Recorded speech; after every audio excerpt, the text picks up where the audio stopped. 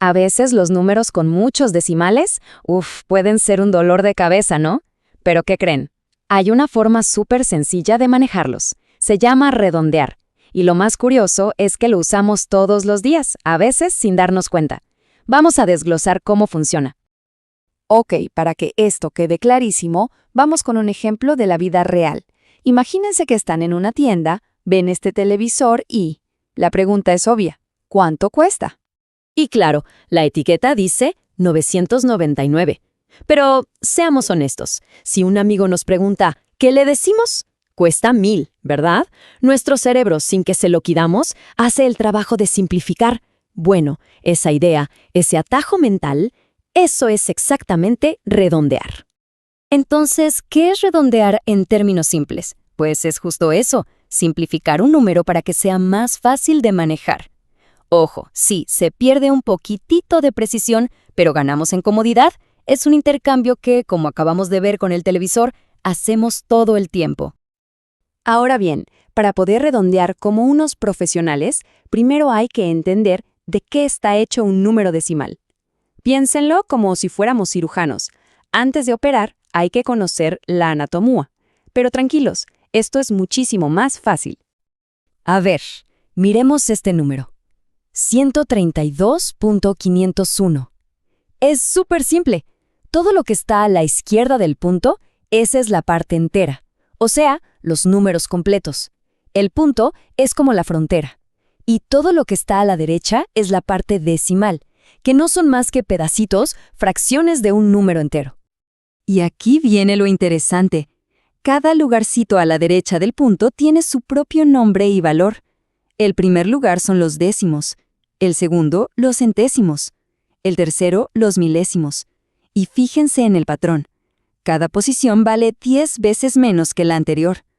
Se va haciendo cada vez más chiquito. Así que la idea principal es esta, y es súper importante. Entre más a la derecha nos movemos después del punto, el valor de ese dígito es cada vez más y más pequeño. Un milésimo, por ejemplo, es una cosita de nada comparado con un décimo. Entender esto es la clave para saber por qué redondear tiene sentido. Bueno, con esa base ya entendida, vamos a la acción. Hay una especie de regla de oro para redondear, un método de 3 pasitos que no falla nunca. ¿Listos? Vamos a verla. El proceso es como una receta de cocina. Paso 1. Identificamos el último número que nos queremos quedar. Paso 2. Echamos un ojo al número que está justo a su derecha. Ojo, porque este es el que manda. Y paso 3. Aplicamos la regla. Y aquí está la famosa regla. Es muy fácil. Hay solo 2 caminos. Si el número que estamos espiando es 0, 1, 2, 3 o 4, el dígito que nos interesa se queda quietecito. No lo tocamos. Pero si el vecino es un 5, 6, 7, 8 o 9, entonces nuestro dígito sube 1. Así de simple. El 5 es como el punto medio, que decide si nos quedamos o subimos. Ok, mucha teoría.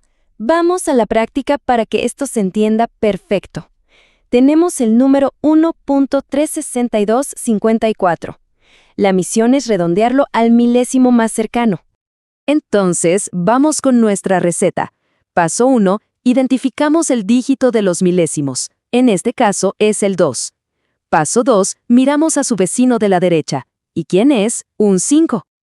Y ahora el paso 3. Aplicamos la regla, que nos decía que si el vecino es 5 o más, el número sube. Nuestro vecino es un 5, así que el 2 tiene que subir.